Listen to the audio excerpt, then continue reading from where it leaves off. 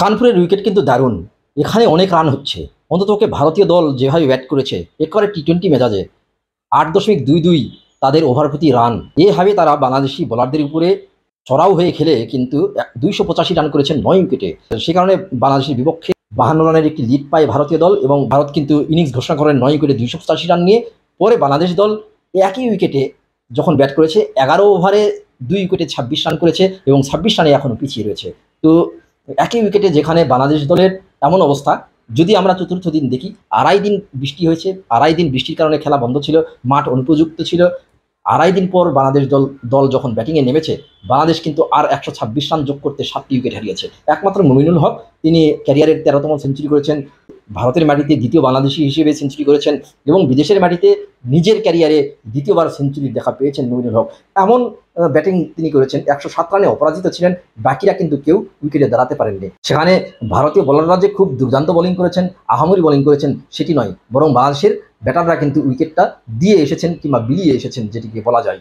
যার কারণে বাংলাদেশ দল এই যে একটি চাপে পড়েছে এবং হারের তীব্র একটি শঙ্কা কিন্তু দেখা দিয়েছে।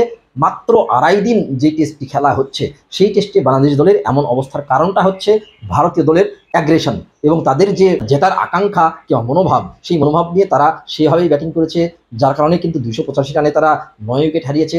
যদি প্রথম থেকে দেখি, তারা 3 ওভারে 51 রান করেছিল এবং টেস্ট ক্রিকেটে কিন্তু দলীয় অর্ধশত রানের এটি দ্রুততম রান করার রেকর্ড, অর্থাৎ বিশ্ব রেকর্ড তারা করেছে। এছাড়া 10 ওভারে 1 বলে তারা 17 রান করে এবং দলগত রানের ক্ষেত্রে এটিও কিন্তু টেস্টে দ্রুততম রেকর্ড। তার মানে এই যে বিশ্ব রেকর্ডগুলো তারা করেছে, এটার পেছনে কিন্তু যশস্বী জয়সওয়াল তিনি 51 বলে 72 রান করলেন, বিরাট কোহলি 35 বলে 47 রান করলেন, লোকেশ রাহুল তিনি 43 বলে 68 রান করলেন। তাদের ভূমিকা কিন্তু অনস্বীকার্য। আর এই কারণেই বাংলাদেশ দল অনেক পিছিয়ে পড়েছে। থ্যাঙ্কস টু সাকিব আল হাসান এবং মেহেদী হাসান মিরাজ, তারা দুর্দান্ত বোলিং করেছেন।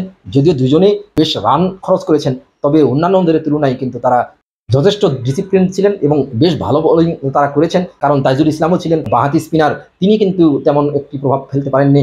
অথচ সাকিব 4টি উইকেট নিলেন, মিরাজ 4টি উইকেট নিলেন এবং সাকিব 4 উইকেট নিয়ে হরভজন সিংকে কিন্তু ছাড়িয়ে গেছেন। আন্তর্জাতিক ক্রিকেটে 3 ফরম্যাট মিলিয়ে 711 উইকেট নিয়ে এতদিন হরভজন সাকিবের উপরে ছিলেন। সাকিব 4 উইকেট নেওয়ার কারণে এখন তার উইকেট কিন্তু আন্তর্জাতিক ক্রিকেটে 3 ফরম্যাট মিলিয়ে 712টি।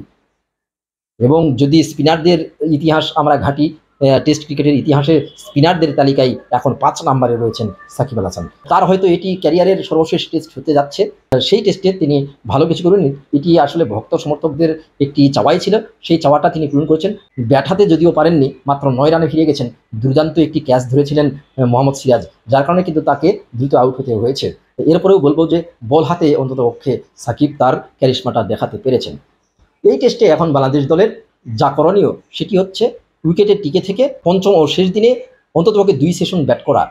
2 সেশন ব্যাট করলেই হবে না, তারও বেশি ব্যাট করতে হবে, কারণ 2 সেশন ব্যাট করার পরে কিন্তু আরেকটি সেশন বাকি থাকবে। এই সেশনে অন্ততপক্ষে 30 ওভার খেলা থাকবে এবং 30 ওভারে ভারতীয় দল কী করতে পারে সেটি কিন্তু 34 ওভার 4 বলে তারা 285 রান করে দেখিয়ে দিয়েছে। তার মানে অন্ততপক্ষে বাংলাদেশের শেষ বেলা পর্যন্ত, শেষ সেশনেরও 1 ঘন্টা অন্তত ব্যাট করতে হবে, তাহলে কিন্তু এই ম্যাচে বাংলাদেশের হারের সংখ্যাটাই খুব ভালোভাবে রয়েছে এবং বাংলাদেশ খুব সংগ্রামের মধ্যে রয়েছে, কঠিন পরীক্ষায় রয়েছে।